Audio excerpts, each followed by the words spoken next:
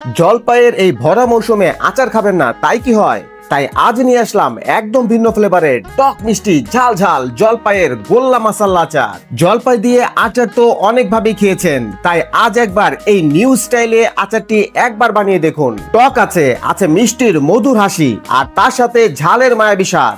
সবকিছু মিলিয়ে এই আচার যেন এক অন্যরকম ফ্লেভারের চাদরে ঢাকা। তাই দি ফ্রেশ ফ্লেভারের আজকের আয়োজন জলপাইয়ের মাসাল্লা আচার। আসসালামু আলাইকুম, আমি মোহাম্মদ ফেরদৌস রহমান আছি আপনাদের সাথে, আর আপনারা আছেন দি ফ্রেশ ফ্লেভারে। Welcome to my channel. জলপাইয়ের এই মাসাল্লা আচারটি বানানোর জন্য আমি এইখানে 2 কেজি জলপাই নিয়েছি। এখন চলছে জলপাইয়ের ভরা মৌসুম, তাই একদম ফ্রেশ বাছাই করে একদম বড় বড় সাইজের জলপাই কিনে এনেছি, আর দামেও অনেকটাই সস্তা পেয়েছি বলে ভাবলাম একটু বেশি করেই বানিয়ে রাখি, যাতে করে সারা বছর জুড়ে সংরক্ষণ করে খেতে পারি। যদিও এই জলপাইগুলোকে দেখে একদম ফ্রেশ মনে হচ্ছে যেন রেডি ফর কুক, কিন্তু না, এর ভিতরে লুকিয়ে আছে জীবাণু। তাই এদেরকে বাংলা ওয়াশ মানে ভালো করে পরিষ্কার করে নিতে হবে। তাই একটি বলে জলপাইগুলোকে ঢেলে পরিমাণ মতো পানি দিয়ে তার সাথে 1 টেবিল চামচ পরিমাণ ভিনেগার দিয়ে ভালো করে ধুয়ে নেব। তবে এই ভিনেগার দেওয়াটা কিন্তু অপশনাল, আপনারা চাইলে জাস্ট নর্মাল পানি দিয়েও ওয়াশ করে নিতে পারবেন। এবার চুলোতে একটি প্যান বসিয়ে পরিমাণ মতো পানি ঢেলে পানিটা হালকা গরম হলেই ধুয়ে নেওয়া জলপাইগুলোকে ওই গরম পানিতে ঢেলে দেব। এবার 1 চা চামচ পরিমাণ গুঁড়ো হলুদ দিয়ে দেব। এটা দিচ্ছি জাস্ট একটি সুন্দর কালার আসার জন্য। এবার পানির সাথে এই হলুদের গুঁড়ো ভালো করে মিশিয়ে নিয়ে একটি ঢাকনা দিয়ে ঢেকে সেদ্ধ করে নেব। 5 মিনিট পর ঢাকনা তুলে একটু নেড়ে চেড়ে দেব এবং পুনরায় ঢাকনা দিয়ে ঢেকে দেব। আমার জলপাইগুলো সেদ্ধ হয়ে গিয়েছে, আর এটা সেদ্ধ হতে 15 মিনিটের মতো সময় লেগেছে। আমি একটি জলপাইকে হাত দিয়ে চেপে দেখলাম, হ্যাঁ, খুব সুন্দরভাবেই সেদ্ধ হয়ে গিয়েছে। এবার অতিরিক্ত পানি ঝরিয়ে এই জলপাইগুলোকে একটু ঠান্ডা করার জন্য রেখে দেব। জলপাইগুলো ঠান্ডা হতে হতে চলুন এবার বানিয়ে নেই এই আচারের জন্য তৈরি একটি সিক্রেট মশলা। প্যানে প্রথমে দিয়ে দিলাম 5টি শুকনো মরিচ। এবার হালকা আছে এই মরিচগুলো মুচমুচো করে ভেজে নেব।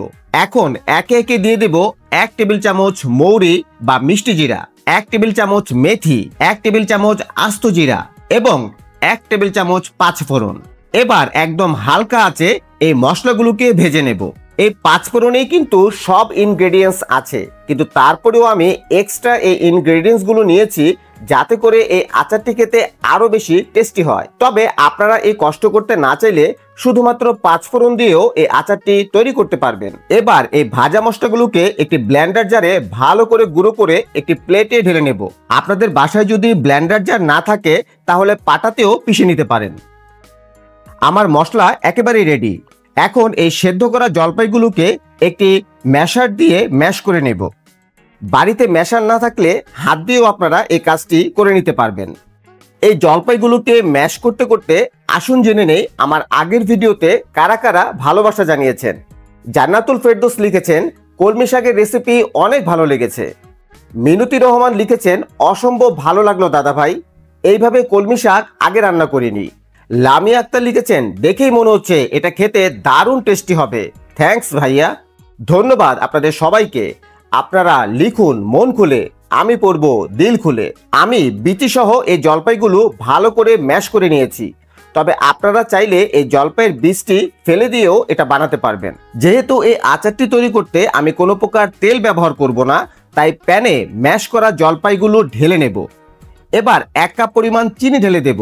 আপনারা চাইলে খেজুরের গুড় দিয়েও এটা করতে পারবেন। আমি ভালো মানের গুড় পাইনি বলে চিনি দিয়ে করছি। তবে চিনি বা গুড় যেটাই ব্যবহার করবেন না কেন, টেস্ট কিন্তু একই রকম হবে। এবার চিনি দিয়ে ভালো করে মিশিয়ে নেব এবং চিনিগুলো গলে যাওয়া পর্যন্ত অপেক্ষা করব। চিনি গলে গেলে এবার 1 টেবিল চামচ পরিমাণ কাশ্মীরি লঙ্কার গুঁড়ো দিয়ে দেব, যাতে করে খুব সুন্দর একটি কালার আসে। এবার দিয়ে দেব স্বাদ মতো লবণ। আপনারা আপনাদের টেস্ট অনুযায়ী লবণ কম বেশি করে দিতে পারেন। এখন ওই যে ব্লেন্ড করে মশলাটি রেখেছিলাম সেটা থেকে 1 টেবিল চামচ পরিমাণ দিয়ে দেব। এবার সবগুলো উপকরণ খুব ভালো করে মিশিয়ে নেব। এখন আর তেমন কোনো কাজে নেই, নাড়াচাড়া করা ছাড়া চুলোর আঁচ মিডিয়ামে রেখে অনবরত নাড়তে থাকবো যতক্ষণ পর্যন্ত না এর কালার চেঞ্জ না হয়। দেখুন আস্তে আস্তে এই জলপাইয়ের কালার চেঞ্জ হতে শুরু করেছে। আমি আনুমানিক 15 মিনিট ধরে এটা কুক করছি। এই পর্যায়ে আমি আবার 1 টেবিল চামচ পরিমাণ মশলাটি দিয়ে দেব, আর তার সাথে দিয়ে দেব 1 টেবিল চামচ পরিমাণ বিট লবণ। এবার পুনরায় ভালো করে এই বিট লবণ আর মশলা মিশিয়ে নেব। এটা বানানোর সময় এত সুন্দর একটি আচারি স্মেল আমার নাকে আসছে, মনে হচ্ছে এখনই কিছুটা খেয়ে নেই। আরও মিনিট 10 নাড়াচাড়া করার পর যখন দেখবেন এই মিশ্রণটি প্যান থেকে ছেড়ে দিচ্ছে, তখনই বুঝবেন এই আচারটি হয়ে গিয়েছে। তারপরেও এই আচারটি পারফেক্টলি হয়েছে কিনা তা বোঝার জন্য একটি টেকনিক শেয়ার করছি। কিছুটা পরিমাণ আচার হাতে নিয়ে এইরকম গোল্লা বানানোর সময় যদি দেখেন হাতে লেগে না যায়, তাহলে বুঝবেন এই আচারটি একদম রেডি। এবার একটি বাটিতে আমি আচারগুলো তুলে নিয়েছি, আর হাতে কিছুটা পরিমাণ সরিষার তেল মেখে নিয়েছি, যাতে করে আচারটিকে রাউন্ড শেপ দিতে কোনো প্রবলেম না হয়। আর এই তেল লাগানোর ফলে আচারটি খুব সহজেই হাত থেকে উঠে আসবে। এবার একটি স্পুন দিয়ে পরিমাপ করে কিছুটা আচার হাতে নিয়ে গোল গোল করে বানিয়ে নেব, আর মাঝে একটি জলপাইয়ের বিচি ঢুকিয়ে দেব। এতে করে খাবারের সময় এই বিচি মুখে পড়লে দারুণ লাগে। দেখলেন তো, এইরকম গোল গোল বলের আকারে বানিয়ে নেব। আর এভাবে একই নিয়মে আমি বাকি সব মিশ্রণ দিয়ে গোল্লা আচার বানিয়ে নেব।